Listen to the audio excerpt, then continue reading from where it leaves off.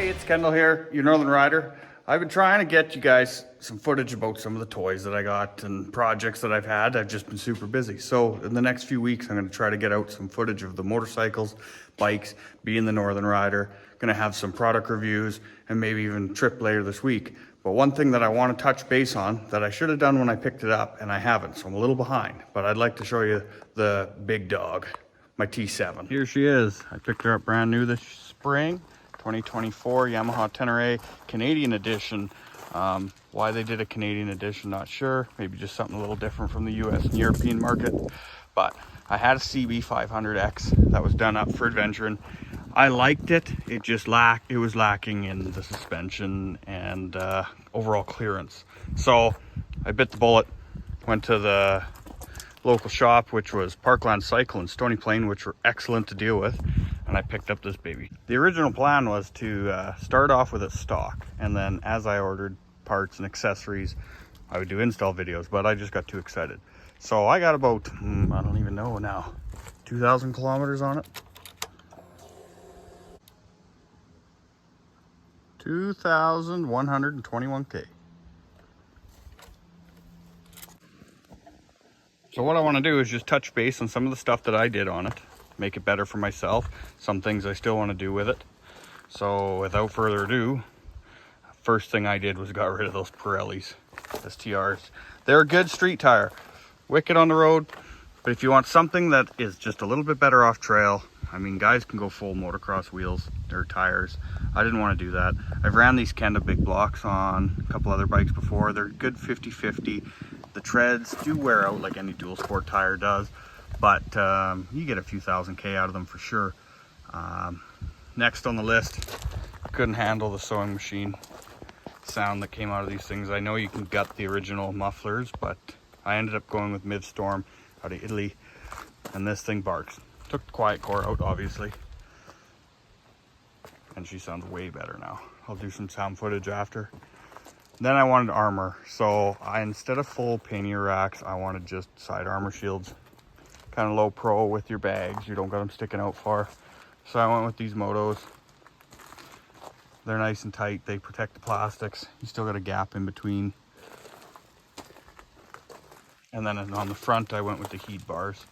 These came with the bunker bags. I didn't do the lower bunkers, just so I wasn't adding a bunch of extra weight, but laid it over a couple times now and they're doing their job. Again, you've got gaps between. No plastics have been harmed in any crashes yet, other than a couple little scratches, damn gloss black paint. And then I ended up ordering a skid plate from this nice CNC. They're out of, I think they're out of China.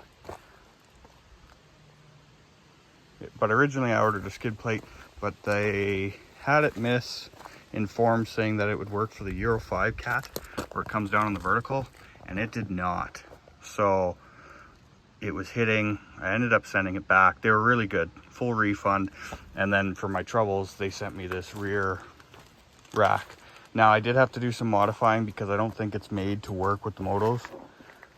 So the spacers that I used for the motos, I ended up just cutting them in half, sliding the rear CNC bar in the back in between about halfway, and I just kind of gave them a little bit of paint, but it actually lined up really good that way. Otherwise they were too expanded out to the sides and it wouldn't have fit. Then I got rid of the big old elephant trunk on the back, did the fender eliminator. Again, this is just a cheap eBay special, but it did work. The license plate light is very bright. It's almost like a headlight going down the highway. Probably can't tell in this. Still uses your original signals. I don't mind these signals yet. If I start breaking them off, I might do something else with them. What else can I touch on? I do have the Rhino Walk side pannier bags. I think they're 30 liters. And they tuck in nice. You can kind of angle them in on the side, run down with the contour of your leg. I bump them back a bit just so they're not interfering with my driving. But again, they're nice, even fully loaded. They're not sticking out super far. You don't have to worry about side clearances. Nice and tight to the bike, which it should be. Also just ordered the eBay special rubber protectors, being gloss black again, really easy to scratch this little thing. So zipper hasn't bit it yet, but I've been careful. Then I did want to do a GPS mount on this. So I ordered Adam Reeman's Modology out of Australia. And when he started manufacturing them, they came in. One thing I did have to do is just add a bit of tape just to get that tolerance a little bit tighter so it wasn't rattling. And then I just did a Garmin 66ST. I can link this one to the phone. It's not the Montana that I want yet, but gonna wait for that for next year. Headlight guard, also China. We did have to bend it out a bit. It was hitting the headlight, but it did work. I mean, it's doing its job. I'm trying to think what else I did to this thing. And then I did the quad lock iPhone bar clamp, just so I can click my phone on there. I can charge it with the USB ports that they have for charging, and then I can link it to either this panel or my Cardo system. The Y Connect app that Yamaha has come out with is actually pretty neat. You can track your service intervals. It actually GPSes it where it was last parked, which is kind of neat. So, I mean, good theft deterrent for sure. There is some stuff that I still want to do to this thing. I'm still looking for an adequate skid plate, just haven't done it yet. I think I'm going to go with the Thor. One thing I noticed is the gap in here collects a lot of mud and rocks.